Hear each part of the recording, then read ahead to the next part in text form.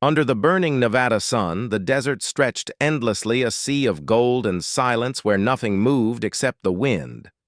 But that silence was broken one afternoon when a U.S. Army drone pilot named Mark Hansen spotted something impossible in the endless sand.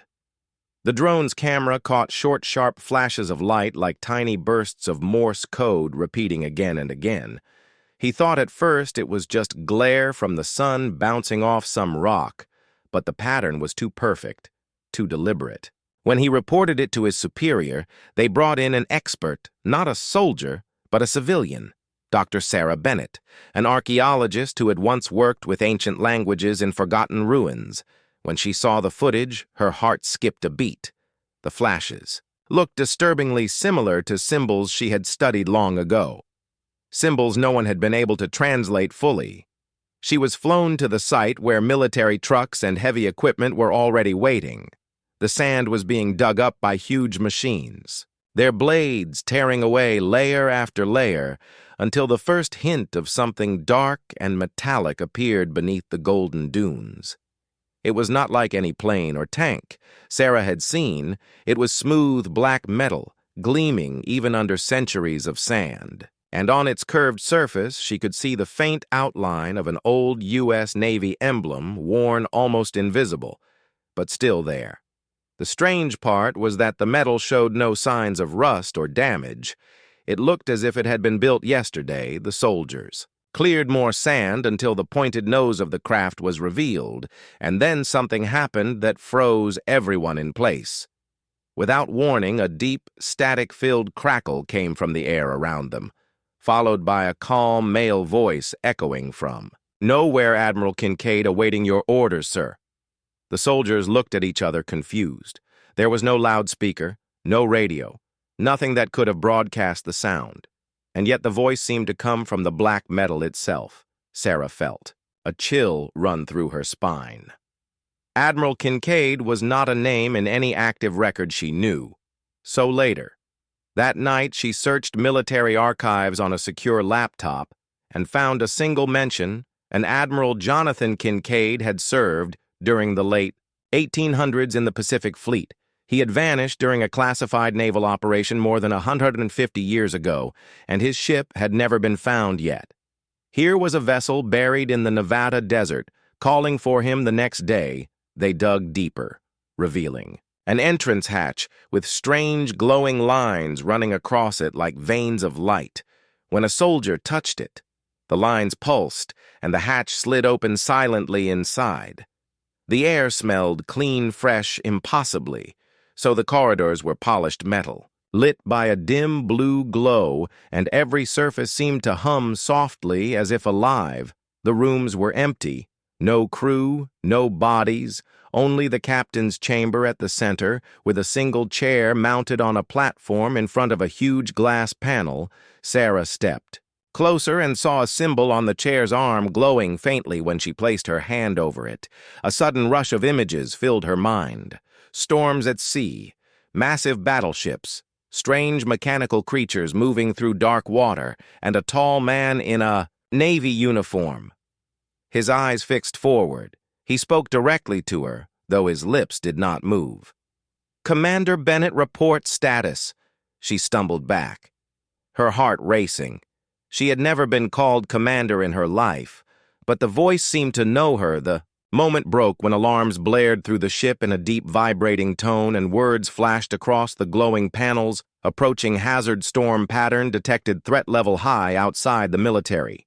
Weather teams had already seen the sky darkening. A wall of sand was rushing toward them faster than any natural storm. And the ship's voice spoke again: "Storm, not natural, enemy weapon inbound." Sarah's breath caught enemy weapon, but there was nothing in the desert for hundreds of miles. The soldiers scrambled for cover as the wind began to howl, dust ripping across the site. Then, in the swirling brown chaos, Sarah caught glimpses of movement, dark shapes gliding inside the storm. Not animals, not vehicles, but machines, their outlines jagged, their eyes burning red as they advanced toward the half-buried ship, and in the middle of the roaring storm, the calm voice of the vessel spoke once more. Commander, enemy forces will arrive in 90 seconds. Prepare to engage." The storm roared over, the dig site swallowing the desert in a choking wall of dust and noise. The soldiers' shouts were lost in the wind as the strange machines emerged from the swirling haze. They were unlike anything Sarah had ever seen, their shapes angular and crude yet somehow precise. Like war machines built long before modern engineering, their metal was pitted and worn as if they had fought for a century. And still they moved with relentless speed, their clawed limbs cutting into the sand with mechanical precision. The ship buried beneath the dunes pulsed with blue light, as if sensing danger and without any human command. Panels inside flickered to life, corridors lit up one by one, and deep within the hull, strange hums rose in pitch. The voice returned, unshaken. "Commander Bennett, the last mission is in effect. Hostile units identified, defensive systems activated." Sarah turned toward the soldiers, shouting for them to fall back, but many were already firing rifles into the storm. The bullets sparked. Harmlessly off the attackers' armored shells, one of the machines leapt through the sandstorm, slamming into a military truck with crushing force, its red eyes burning brighter as it searched for something, Sarah didn't know what. Then a flash of light erupted from the half-buried ship. No missile, no visible weapon, just a silent beam of distortion that sliced the attacking machine in half. Both pieces fell smoking into the sand, and for a heartbeat there was stillness. Then another beam, another machine gone. The soldiers stared in disbelief. The ship was defending itself without a crew. Mark, the drone operator, shouted over the storm, asking what the hell kind of tech could do that. Sarah had no answer, only the growing certainty that this vessel was far older and far stranger than the Navy insignia suggested. She ran inside the open hatch with two soldiers behind her, their boots echoing on the metal floor. The blue glow from the walls seemed brighter now, guiding them to the captain's chair again. The glowing symbol pulsed slowly, waiting when Sarah touched it. The voice filled the air, and her mind simultaneously. Hostile units destroyed, 98% probability of follow-up attack. "Advise immediate relocation," Sarah shouted over the hum. "I don't control you." But the voice replied, "You are the highest-ranking officer present. Authorization granted." Her stomach twisted.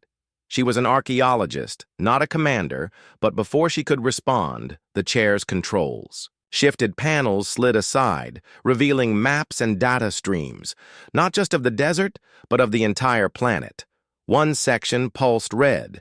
The voice explained incoming strike from aerial enemy craft, arrival in 2 minutes, multiple energy signatures detected. Then, without waiting for orders, the ship's engines deep beneath the sand began to vibrate, the floor shaking, dust pouring from the ceiling. The soldiers outside yelled that the ground was moving. Sarah ran to the hatch and saw the impossible. The black vessel was rising, lifting itself out of the desert, as if the sand were water cascading off its sleek hull. It was far larger than anyone had guessed, stretching longer than a football field, its shape somewhere between a submarine and a battleship. Yet it hovered above the dunes without wings, without rotors, its black surface gleaming like wet stone. The storm still raged, but now the sky split with streaks of light. Enemy craft descending fast, dark and spindly, like giant insects, their engines, whining at a pitch that made Sarah's teeth ache. The ship's voice spoke calmly, engaging anti-air systems, and the air itself seemed to shiver as invisible weapons struck the incoming craft. One exploded in a silent flash of blue. Another spun, out of control, crashing into the sand, but more kept coming. Sarah clung to the railing as the ship rotated slightly, aiming toward the west as if it knew exactly where to go. Then the voice spoke again with a chill that cut through the chaos. "The last mission cannot be completed without Admiral Kincaid. His presence is required. Probability of mission failure without him, 99.6%. Sarah shouted over the noise. "Admiral Kincaid is dead." But the voice answered, "Incorrect, Admiral. Kincaid is a live location directly beneath current position." Her heart slammed against her ribs, beneath them. Beneath the very sand they had been digging stood the key to the ship's obedience. The storm, the machines, the enemy craft, they were all here for the same reason, and as the ship hovered above the dunes, more sand began to sink in the center of the site, revealing not more hull, but something else. Something shaped like a chamber, half buried and glowing faintly with the same strange light that pulsed through the ship. The enemy machines turned toward it immediately, ignoring the soldiers and focusing all their movement on reaching that buried structure. Sarah knew then that whatever was inside would decide the fate of everyone in the desert. The sand gave way in a widening circle, as if the desert itself were collapsing into a hidden mouth. And from that hollow, the faint blue glow grew brighter streaks of light, running along its edges in patterns that pulsed like a slow heartbeat. The enemy machines surged toward it, ignoring the gunfire from the soldiers, their metal limbs tearing through sand in desperate haste. One leapt into the pit only to be struck mid-air by another of the ship's invisible beams and shattered into smoking fragments, but more came behind them. Relentless, the black ship hovered above the site, shifting position like a predator guarding its prey, its calm voice echoing through the storm. Hostile units advancing toward primary objective, defensive priority. Sarah felt her stomach knot. She had no idea what that chamber contained, but the way the enemy ignored everything else made her certain it was the reason for the attack. She shouted to the soldiers to hold their ground, though the wind ripped. Her words away, she ran back into the ship knowing that whatever was buried had to connect to the Admiral. The captain's chamber glowed brighter than before when she touched the control symbol. The voice spoke without hesitation. The chamber contains Command Unit 1 occupant. Admiral Jonathan Kincaid status. Suspended animation probability of revival. High. Sarah froze. The Admiral wasn't just alive. He was here under the desert in some kind of stasis. The voice continued. Hostile. Objective is the Admiral capture or termination will result in last mission failure. Probability of enemy success without intervention, 87%.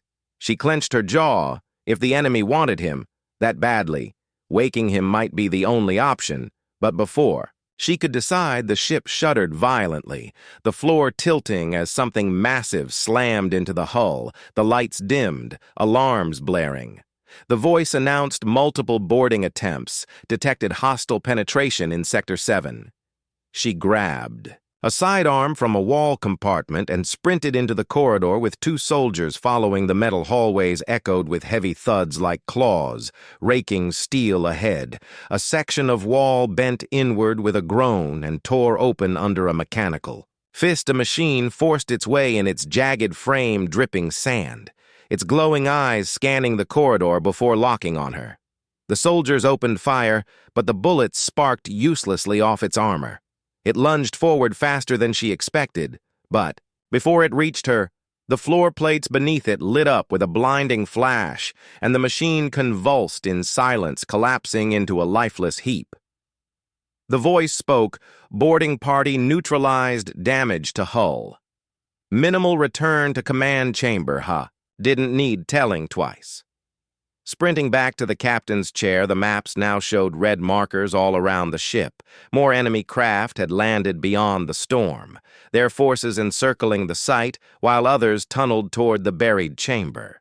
In the pit, the Admiral's chamber glowed brighter, the sand around it almost entirely cleared, now revealing a smooth black surface, inscribed with the same glowing lines as the ship. The voice said, Excavation 90% complete. Estimated time to exposure 3 minutes. Sarah's pulse raced. 3 minutes until the enemy reached him. She turned to the voice. What happens if we wake him now? Revival sequence will take 4 minutes. She swore under her breath. That meant they would be fighting. To the last second outside, she could hear the heavy impacts of weapons against the ship's hull and the distant roar of engines. The soldiers were running low on ammo. The storm howled louder like some ancient beast circling for the kill. She took a deep breath and spoke with as much authority as she could muster. Initiate revival sequence. The voice answered, acknowledged revival commencing, and for the first time she saw the ship's calm tone falter, its lights brightening as if bracing. For something deep below the desert, the chamber began to open, panels sliding apart with perfect symmetry, revealing a glass-like capsule within the figure of a tall man in full 19th century naval uniform lay motionless, his face pale, but his features, untouched by age. A faint mist swirled inside the capsule, and the glow from its base intensified. The enemy must have sensed it too, because their assault redoubled, more machines spilling from the storm like an unstoppable tide. One of the spindly aerial craft dove directly toward the pit, but the ship intercepted it with a concentrated burst of invisible force, shattering it in mid-air. Still, there were too many. Sarah watched the sand churn as more enemies closed in on the capsule, and with each heartbeat the mist within it faded, revealing more of the man's face. Then suddenly his fingers twitched, his eyes moved beneath closed lids, and the voice of the ship rang out in a tone she had never heard before, urgent and almost human. "Admiral, Kincaid is awakening." The capsule's glass-like surface hissed as it split down the middle, releasing a stream of cold vapor that rolled into the desert air. Admiral Kincaid's eyes snapped open, sharp blue and focused as though he had not slept. At all, his chest rose in a slow, steady breath before he turned his head with deliberate precision, taking in the chaos around him, the storm, the machines, the hovering black ship. His gaze settled on Sarah, and he spoke with a voice that cut through. "The wind. They found me." She stepped forward, struggling to form words. "You've been asleep for over a century, sir." But before she could say more, the ground shook violently as several enemy machines reached the edge of the pit. They lunged toward the capsule, but the ship's defenses flared with blinding blue arcs, throwing them back in pieces. Still, the attacks didn't stop. The Admiral stepped out of the capsule, moving with a strange strength for someone who had just woken. He looked up at the black ship hovering above and gave a small nod, as if greeting an old friend. The ship's voice came through the air. "Admiral Kincaid, command, protocol restored." Awaiting orders, he didn't hesitate. "Secure the chamber. Prepare for protocol." Wake, the soldiers nearby, looked confused. Sarah asked, "What is protocol?" Wake, the Admiral's expression hardened as he glanced at the enemy forces. "It's the reason we're here. The last mission, we didn't just come across the desert, we came across time." Sarah's mind reeled at his words, but before she could press him, the pit's edge gave way, sending two soldiers tumbling as more machines poured in their claws. Tearing at the sand, the Admiral grabbed a fallen rifle and, with deadly accuracy, shot the first machine straight through its red eyes, dropping it instantly. His movements were old-fashioned, military precise, yet somehow perfectly adapted to the strange attackers as the fight raged. Sarah caught sight of something in the distance. Beyond the wall of sand, a black sphere, the size of a small house, rising slowly from beneath the dunes. It was covered in jagged plates and emitted a pulsing dark light that made her stomach twist. The Admiral followed her gaze and his face tightened. "Enemy Command Corps. They'll use it to coordinate every unit within range. We have to destroy it now." The ship's voice interrupted. "Enemy Command Corps is shielded. Admiral, probability of destruction with current firepower. 21%, Admiral." Kincaid replied without looking up. "Then we give them something they can't shield against. Initiate Wake Protocol." The voice responded. "Wake Protocol requires reactor access." The Admiral turned to Sarah and pointed toward a ridge half hidden by. "The storm under that ridge is a vault they want. What's inside more than they want me, because it can power their entire fleet for centuries if they get it. Earth falls if we get it. We end this for good." She swallowed hard. "What's inside exactly?" He met her eyes. "Alien tech. We never should have touched." Sarah realized the vault had to be what the machines had been searching for since the beginning. The reason the ship had waited buried for so long, a hidden treasure of unimaginable power. The Admiral called out to the soldiers, "Fall back to the ridge-hold position until I give the word." The ship lowered itself slightly so its ramp touched the sand, allowing everyone to rush aboard as enemy fire intensified. Sarah stayed close to the Admiral, as they moved through the corridors, the ship's system seemed more alive than ever, lights, brighter weapons firing without pause, its voice giving status updates in rapid succession, hostile units closing distance 90 meters, 60 meters. 30 meters inside the control chamber, the Admiral studied the glowing map before pointing to a red pulsing point under the ridge. Set us down there and hold your ground. The ship obeyed, descending through the storm until it landed with a deep thud. The ramp lowered again, and Sarah felt the oppressive heat of the desert press in on her face. The ridge loomed ahead, jagged, and wind scoured its base half buried in sand, but clearly marked with the same glowing lines she had seen on the ship. They rushed forward under covering fire from the vessel as machines swarmed from every side. The Admiral reached the base and placed his hand on one of the glowing lines. Instantly, the sand shifted, sliding away to reveal a massive door that split. Open with a grinding roar inside was a tunnel of smooth, black metal sloping downward, pulsing with faint light, like the inside of some ancient living thing as they stepped inside. Sarah felt a sudden shift in the air.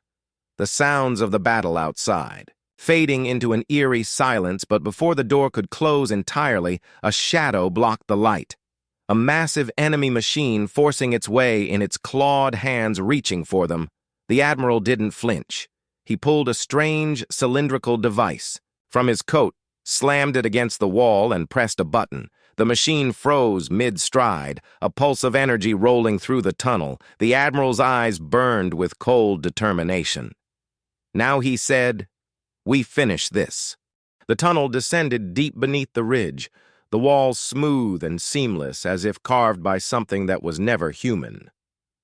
Faint blue light pulsed in long veins across the surface, casting strange shadows that seemed to move when Sarah wasn't. Looking Admiral Kincaid walked ahead with unshakable purpose, his boots echoing in the silence. Sarah stayed close, trying to ignore the feeling that the walls themselves were watching them behind them. 2 soldiers followed, weapons ready, though. The sound of the battle above had faded completely, as if the outside world had been sealed away. The air grew cooler the deeper they went, until the tunnel opened into a vast chamber that took Sarah's breath away. It was a cathedral of alien engineering, towering arches of black metal rising into a vaulted ceiling where shifting lights danced like constellations in an impossible sky. At the center sat the vault, a massive sphere of the same black metal covered in intricate patterns, each line glowing. Faintly, with the same pulse she had seen in the ship, the Admiral stepped toward it, his expression grim. "This is the Wake Core, the heart of the last mission." Sarah asked, "What does it do?" His voice was low, final. "It ends the war, or it ends us." He placed his hand against the sphere, and the patterns flared bright. The surface rippled like liquid, then solidified again, a section sliding open to reveal a control panel that seemed to grow out of the metal itself, alien symbols rippling across it. Sarah stared. She had seen these markings before in fragments carved into stone tablets, buried in ancient ruins, continents apart. And yet here they were alive, glowing, shifting as if they were breathing. The Admiral began pressing symbols in a deliberate sequence, speaking as he worked. "During my time in the 19th century, we found a fragment of this technology in the Arctic, a piece of a ship not unlike the one above when we activated it. The machines came, they are not from our future or our past, but from outside. Both they do not age, they do not stop, and they will follow this power until nothing is left. The last mission was to take the core away from their reach and hide it in a place they could not find. But time is not a wall to them. It's a door." Sarah felt her throat tighten. "You brought it here to bury it in the desert." He nodded, and to sleep beside it until the threat returned. But they woke early. "We must finish what we began above them." The walls shuddered faintly, dust drifting from the ceiling. The ship's voice spoke through a hidden comm system. Multiple breaches detected enemy forces descending into vault access tunnels. Admiral Kincaid kept working his hands, moving with precision. This core is unstable by design. Its creators intended it to be destroyed if captured. We can overload it, create a temporal implosion that will erase everything in a wide radius from time itself. The soldiers exchanged uneasy looks.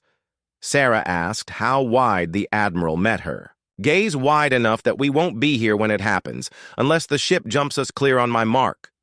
A deep metallic screech echoed through the chamber as one of the side tunnels collapsed under the weight of something massive, a machine unlike. The others crawled into view, its body reinforced with plates of black armor, its forelegs ending in razor claws, its head a smooth dome with a single red eye glowing like a furnace. It moved with terrible slowness, as if confident nothing could. "Stop it!" Sarah raised her weapon, but the Admiral held up a hand. "Keep it busy, I'm almost done." The soldiers opened fire, their bullets sparking uselessly off the creature's armor. The thing responded by firing a lance of red energy that scorched the floor and sent one soldier sprawling in pain. The ship's voice came again. "Admiral, enemy command corps has breached perimeter time to vault destruction. 4 minutes." Kincaid pressed the final sequence on the panel and the core began to change, its glow intensifying, the patterns racing faster until the sphere looked alive with energy. He turned to Sarah and shouted, "We have to move now!" The massive machine roared and charged the chamber, shaking under its weight. Sarah fired at its eye, forcing it to turn toward her as the Admiral grabbed the wounded soldier, slinging him over his shoulder. They sprinted toward the tunnel, the air behind them thickening as the core's hum rose to a deafening pitch. The ship's voice cut through the noise. Temporal instability, increasing jump, must be executed in 2 minutes. The machine tore after them, claws ripping deep gashes into the metal floor. Sarah felt the heat of its energy lance scorch past her cheek as they ran. The tunnel seemed longer than before, stretching endlessly, until finally the bright outline of the entrance appeared ahead. The Admiral's voice was iron. "Keep running no matter what." The sound of the core's growing howl followed them like the breath of a predator. The ship's ramp was down, engines blazing with blue light as they stumbled aboard. Sarah collapsed against the railing, gasping. The Admiral barked, "Ship execute, jump." The vessel rose instantly, the desert below folding in on itself as the ridge collapsed. The glow from the vault erupting upward in a blinding flash, then vanishing completely as if the place had never existed. The ship hurtled through the air as if fleeing some invisible predator, the blue glow from its engines brighter than Sarah had ever seen. The desert below rippled unnaturally like water caught in a gale before collapsing into a flat expanse of untouched sand. The ridge, the vault. The enemy machines all gone as though they had never existed. The air shimmered for a moment, and then stilled, leaving only silence behind. Admiral Kincaid stood at the command platform, his eyes locked on the shifting images on the control display.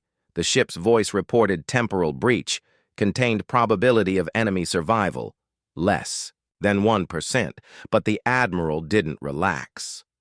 "Not yet, not until we know for certain," he said. Sarah could still hear the echo of the core's hum in her mind, the way it had grown louder until she thought it would tear reality apart. She pushed the thought away and joined the Admiral at the display. The maps showed nothing hostile in the area, but a section at the far edge of the planet, pulsed faint red. "What is that?" she asked. The Admiral's jaw tightened, a remnant, not destroyed, but displaced. He tapped the map and the ship's voice explained anomaly, detected in South Pacific sector, possible enemy craft. Admiral nodded. "They won't stop. One breach leads to another. They'll keep coming until there's nothing left." The soldiers nearby looked uneasy. One asked if the vault's destruction hadn't ended. The threat. Kincaid shook his head.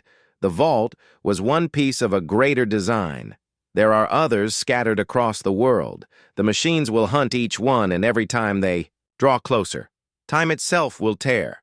Sarah felt the weight of what he was saying settle over her. This wasn't over. Not by a long shot. The Admiral turned to the ship. "Set course for anomaly location. Prepare for stealth approach." The voice acknowledged. and the vessel shifted smoothly, changing direction as the desert shrank away beneath them, through the forward glass. The horizon darkened, giving way to the endless blue of the Pacific. Within hours, they were over open water, the ship's engines, dropping to a whisper, its sleek hull reflecting the fading light of the sun. Sarah leaned against the rail, watching waves stretch forever, wondering how much of the world's history had been shaped by battles no one remembered. The Admiral joined, his presence quiet but solid. "You handled yourself well down there," he said. She gave a tired laugh. "I was terrified the whole time." He nodded. "That's how you know you're still alive." Before she could answer, the ship's lights flickered faintly, and the voice came again. "Admiral, incoming signal matched to your command code's origin unknown." The Admiral frowned on screen. The signal appeared as a single pulse repeated every few seconds. His face darkened. "I know that code. That's from the Carolina. She was one of ours, but she went missing before I went into stasis." Sarah's heart skipped. How could it still be transmitting after all this time? The Admiral's voice was grim, because it's not in this time at all, the pulse repeated, sharper now, as if urging them closer. The ship descended, skimming low over the waves until something vast appeared below the surface, a shadow stretching hundreds of meters long with the unmistakable lines of a warship, but twisted, reinforced with alien metal that glimmered in the deep. The Admiral's voice dropped to a whisper. They got to her before we could. The water beneath them erupted as a massive shape rose from the depths. It was the Carolina, but changed its guns, replaced by strange spires of black alloy, its hull crawling with mechanical limbs and eyes of red light burning in the dark. The ship's voice warned hostile vessel, confirmed weapons locking. Admiral Kincaid gripped the railing. All hands, battle stations, the ocean boiled as the corrupted warship fired a beam of searing red light, narrowly missing their hull. Sarah braced herself as their ship rolled sharply to avoid another blast. The Admiral barked return fire, and their vessel answered with invisible strikes that made the sea explode in towering columns. But the Carolina absorbed the hits, barely slowing. The Admiral turned to Sarah, his voice urgent. "This will not be like the others. She's still bound to her last orders, and she'll follow them no matter what those orders are." Sarah stared out at the monstrous ship closing fast. What were her last orders? The Admiral's answer came like a weight.